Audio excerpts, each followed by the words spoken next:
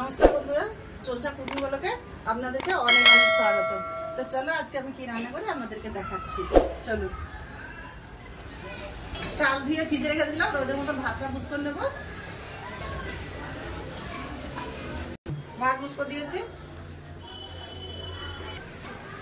আজকে আমার রান্না হবে আলু দিয়ে মাংসের ঝোল আর বরবটি আলু ভাজা লঙ্কা পেঁয়াজ দিয়ে।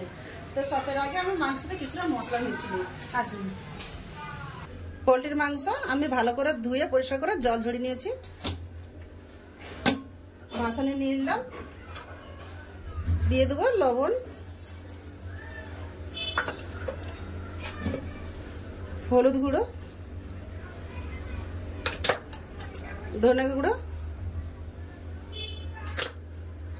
জিরে গুঁড়ো,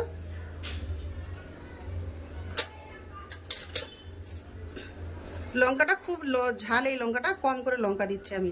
একটু কাশ্মীরি লঙ্কার গুঁড়ো দেবো,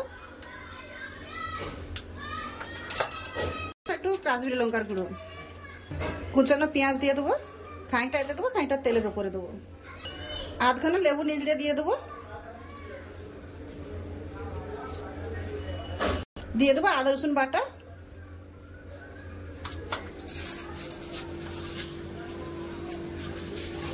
অল্প পরিমাণে টক দই,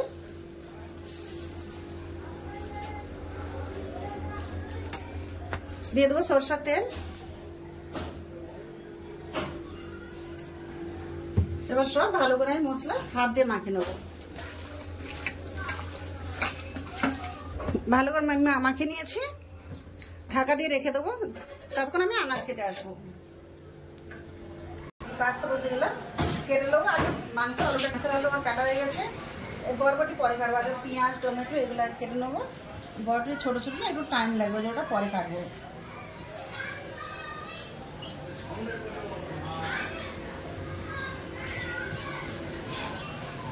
পেঁয়াজ কেটে নিয়েছি, এবারে টমেটো কেটেছি, তার কাঁচা লঙ্কা করে চিড়ে নেবো।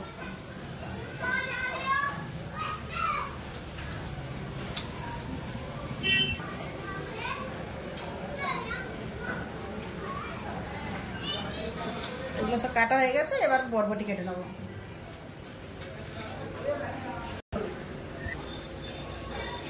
বরবটি আবার কাটা হয়ে গেছে, আলু কেটে দেখা হচ্ছে রান্নাঘরে। আলুগুলো কেটে নেবো।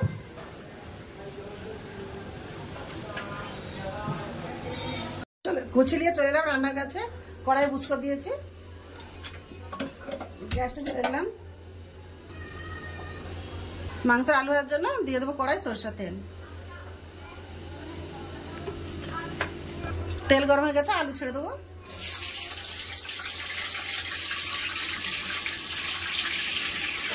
ভালো করে লাল করে হয়ে যাবে।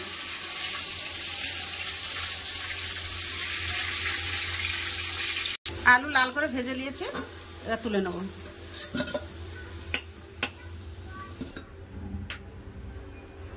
আলু ভেজে তুলে নিয়েছি, ওতে তেল আছে, এতে দিয়ে দেবো তেজপাতা, জিরা আর অল্প একটু পেঁয়াজ দেবো। পেঁয়াজ মাখানো আছে, অল্প একটু পেঁয়াজ দেবো।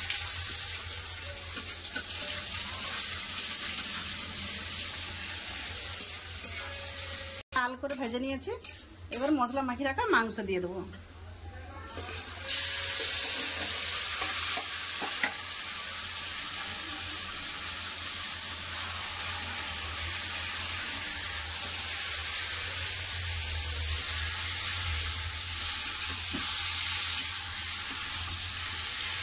পেঁয়াজের সাথে ভালো করে কষিয়ে নেবো।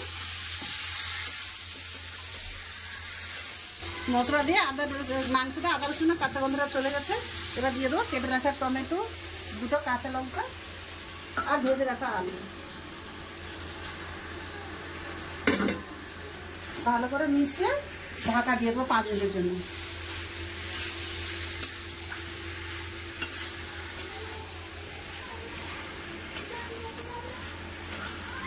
ভালো করে মিশিয়ে দিয়েছি, আবার ঢাকা দিয়ে দেবো। ওই পাশে মাংস তরকারি আছে, এ পাশে বরবটিটা ভেজে অনেকটা টাইম হয়ে গেছে। কড়াই বুসকো দিয়েছি, কড়াতে দিয়ে দেবো সরষের তেল বরবটি ভাজার জন্য। বরবটি ভাজার জন্য দিয়ে দিলাম কাঁচা লঙ্কা কাটা, পেঁয়াজ আর বরবটিটা আমি আগে দিয়ে লবণ হতে মিশিয়ে রেখেছিলাম।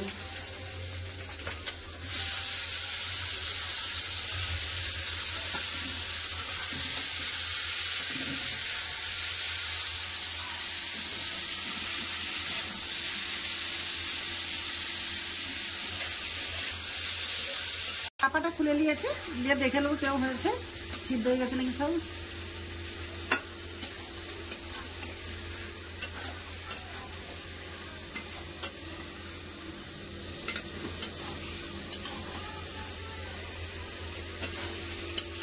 ঢাকা দেবো না, আর একটু কষে নেবো।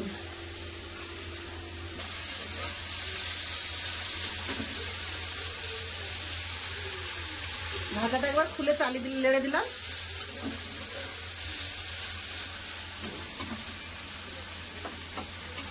আর একটু সিদ্ধ হবে, ঢাকা দিয়ে দেবো।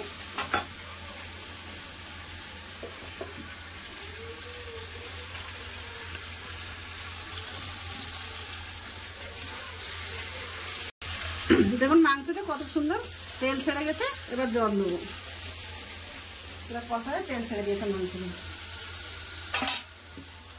দিয়ে দিলাম জল।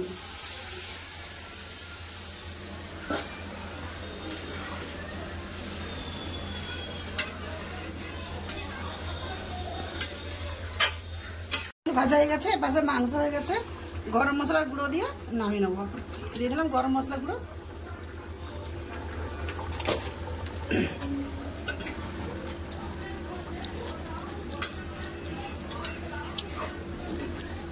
গ্যাস বন্ধ করে দিলাম।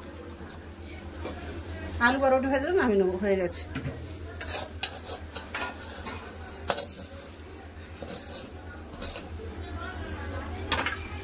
তরকারিটা ঢেলে নিলাম, একটু ঝোল ঝোল রেখেছি। হয়ে গেল আমার দুটো রান্না। দুটো রান্না আমার কেমন হয়েছে অবশ্যই বলবেন। দেখা হচ্ছে খাবার জায়গায়। চলুন